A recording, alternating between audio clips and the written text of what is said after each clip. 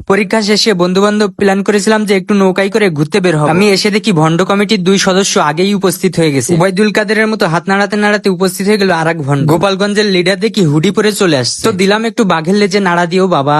হুডির ফিতা ধরে টান দিতেই দেখি রাগে ফায়ার। তো সবাই মিলে ডিসাইড করলাম যে রূপসা ঘাটে যাবো, এরপর নৌকায় করে ঘুরবো। 6 জনে বৈকালী বাজার থেকে রূপসা পর্যন্ত অত ঠিক করলাম মাত্র 90 টাকায়। রূপসা ঘাটে পৌঁছে দেখি এখানে আমাদের জন্য অপেক্ষা করছে 3টি ঘুমন্ত বাঘ। অটো থেকে নেমে ভাড়া দেওয়ার সময় সবাই দেখি আগে আগে দৌড় দেয়। ভাগ্যিস আমি ছিলাম, না হলে যে কি হতো। সবার থেকে টাকা উঠাই নিজের পকেট থেকে অটো ভাড়াটা দিয়ে দিলাম। রূপসা ঘাটের এন্ট্রি ফি 1 টাকা দিয়ে জায়েদ খানের মতো এন্ট্রি নিয়ে নিলাম রয়্যাল মালামাল খ্যাত রূপসা ঘাট। যেহেতু আমাদের টাকায় সিনেমিনি করে, তাই আমরা একটা লাক্সারিয়াস প্রাইভেট হাউস বোট ভাড়া করে নিলাম, যে হাউস বোটে প্রকৃতির মুক্ত আবহাওয়া এবং নির্মল হাওয়া গ্রহণ করার সুব্যবস্থা রয়েছে। স্বাস্থ্য ভাইদের নিয়ে নৌকায় তো উঠে পড়েছি, কিন্তু একটা জিনিসের অভাব ফিল হচ্ছে, সেটা হলো একটা সাউন্ড বক্স। না আছে দাড়ি, না আছে জীবনের নারী, এর মধ্যে আবার নৌকালা বলে ওঠে নৌকার টাকা দিতে করা যাবে না দেরি। মাইনুল বন্ধু যেহেতু সামনে বিয়ে, তাই শুভ কাজটা ওর হাত দিয়েই করালাম। সবার টাকা উঠানোর দায়িত্ব ওকেই দিলাম। টাকা উঠানোর পর মাইনুল বন্ধুর একটাই রিয়াকশন ছিল যে বাঘকেও পোষ মানানো সহজ, কিন্তু তোদের থেকে টাকা তোলা এত সহজ না। সুতরাং এর মাধ্যমে প্রমাণিত হলো যে আমরা বাঘের থেকেও শক্তিশালী। পাশ দিয়ে নৌকাগুলো যাচ্ছিল আর আমাদের দিকে তাকিয়ে থাকতেছিল যে কারা এত চিল্লাচিল্লি করে। মোট কথা, বন্ধু বান্ধব নিয়ে যেখানে যাই সেখানকার মাটি টের পাই যে না আসছে এরা। নৌকা পাড়ে আসার সাথে সাথে নেমে গেলাম নিচে। এরপর এক এক করে সবাই নিচে নেমে গেল। সবাই নিচে নামার পর নৌকাটা যেন হাফ ছেড়ে বাঁচলো। নৌকার যদি মুখ থাকতো তাহলে সে বলতো আল্লাহ আজকে কাদের পাল্লায় পড়েছিলাম। বন্ধু যেহেতু একাই 4টা রিলেশন করে, তাই বন্ধু থেকে একটু পরামর্শ নিয়ে নিলাম। গুগলে how to find a GF search করতে করতে কিবোর্ড এখন আর কাজ করে না। এরপর নদীর পাড়ে বটগাছের নিচে বসে সবাই একটু রিল্যাক্স করতেছিলাম। নদীর পানিতে সূর্যের আলো গড়াগড়ি খাচ্ছে আর আমরা বন্ধুরা সবাই উপরে বসে আছি। এটা একটা অসাধারণ মুহূর্ত। অসাধারণ মুহূর্ত সাধারণ হতে কি আর সময় লাগে? আমরা বন্ধুরা মিলে অসাধারণ সময় কাটাচ্ছি আর এরা অসাধারণ স্কোয়ার সময় কাটাচ্ছে। এদের দেখে তিক্ত বিরক্ত পরিত্যক্ত হয়ে জায়গা ছেড়েই চলে যাচ্ছে। এরা যে কেন রিলেশন করে, এদের মাঝে কি আল্লাহর ভয় নাই? এগুলো হারাম ব্রো,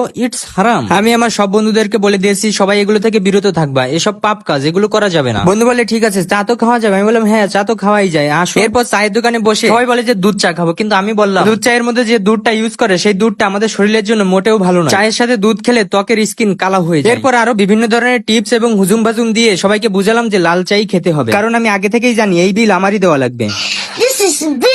বাসায় নাকি বন্ধুর বিয়ের কথা চলতেছে, তাই একটু তাবারক দিয়ে গেল, কিন্তু সেই তাবারক আর একজন কেড়ে নিয়ে গেল। যা, এটা একটা কাজ হইল। একজন নাকি বিস্কুট ছাড়া পাউরুটি ছাড়া চা খেতেই পারে না। না, এদেরকে কোনোভাবে আটকানোই যাচ্ছে না। এত করে বিস্কুট এবং পাউরুটির বানানোর প্রক্রিয়া এবং অপকারিতা সম্পর্কে বলতেছি, তারপরও শুনতেছে না। চা আসতে দেরি হলো, আমার বন্ধুদের বেস্ট ফ্রেন্ডটা চলে এসেছে। কতদিন নাকি ওদের সাথে দেখা হয় না, তা আজকে দেখা হয়েই গেল। যাক, অবশেষে অনাহারে অভুক্ত প্রাণীদের মুখে একটু পানি তুলে দিতে পেরে ভালোই লাগতেছে। দীর্ঘ 6 মাস অনাহারে থাকার পর অবশেষে লাল পানি মিললো তাদের। সবার সাথে লাল পানিটাকে একটু চিয়ার্স করে ঢকঢক করে গিলে ফেললাম। দূরে দাঁড়িয়ে বেস্ট ফ্রেন্ড আফসোস করতেছে যে তুরাই খা, আমাকে আর দিলি না। চা খেতে খেতে গল্প করতে করতে ঠিক যেন আমাদের সেই কলেজ লাইফে ফিরে গেলাম, যেখানে আমরা পাশাপাশি সিট না হলে বসতাম না। আজকে চায়ের দোকানেও ঠিক সেইভাবেই বসে আছি। সময় পাল্টে গেলেও জায়গা আর অনুভূতি এখনো পাল্টে নাই। ওয়েস্টি উত্তেজনা, তবে বন্ধুগুলোও স্থায়ী। এখন বিল দেওয়ার সময় চলে আসলো। সব সময়ের মতো সবাই বিল দিতে অনীহা, তাই মানবতার ফেরিওয়ালা হয়ে আমি নিজেই চলে আসছি বিল দিতে। এই দেখ, 1000 টাকা থেকে মাত্র 25 টাকা ফিরেছে। তোদেরকে 975 টাকাই ট্রিট দিয়ে দিলাম একমাত্র চা হিসাবে। এরা 5 মিনিটে যতগুলো বিস্কুট খেয়েছে, গরুকে 1 ঘন্টা বেঁধে রাখলে অতগুলো ঘাস খেতে পারে না। সুতরাং ডান পক্ষ সমান বাম পক্ষ করলে প্রমাণিত হয় যে আমার বন্ধুরা গরুর থেকেও বেশি খায়। যাক, অনেক সময় ধরে ঘোরাঘুরি চা খাওয়া হলো, এখন আবার চলে আসছি রূপসা ঘাটের ওই পাশে যাবো।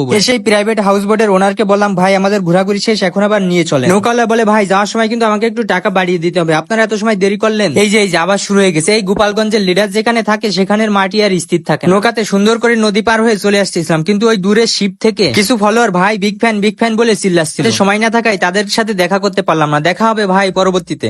এই রূপসা নদীতে এসে টাইটানিকের দেখা পেয়ে গেলাম। এটাই হচ্ছে বাংলা টাইটানিকের লাইট ভার্সন, আর এটা হচ্ছে সেই জায়গা যেখানে জায়েদ খান এবং তার নায়িকা টাইটানিকের পোজ দিয়েছে। দীর্ঘ 6 মাস পর বন্ধুদের নিয়ে একটু ঘুরতে বের হয়ে বেশ ভালোই লাগছে। বন্ধুত্ব হলো মানুষের মধ্যে পারস্পরিক বিশেষ সম্পর্ক, আত্মার শক্তিশালী বন্ধন হলো বন্ধুত্ব। ওয়ার্ল্ড হ্যাপিনেস ডেটাবেস গবেষণায় দেখা গেছে যে ঘনিষ্ঠ বন্ধুত্বের কারণে মানুষ সুখী হয়। সেই সুখী মানুষ হিসেবে নিজেকে খুব সুখী মনে হচ্ছে। হঠাৎ করে এই চোখে মুখে যেন অন্ধকার দেখতেছি, কিন্তু পর দেখলাম না, এই অন্ধকার আসলে আমার চোখের অন্ধকার। যখনই টাকা উঠাইতে শুরু করলো তখনই যেন চোখের নেটওয়ার্ক চলে গেল।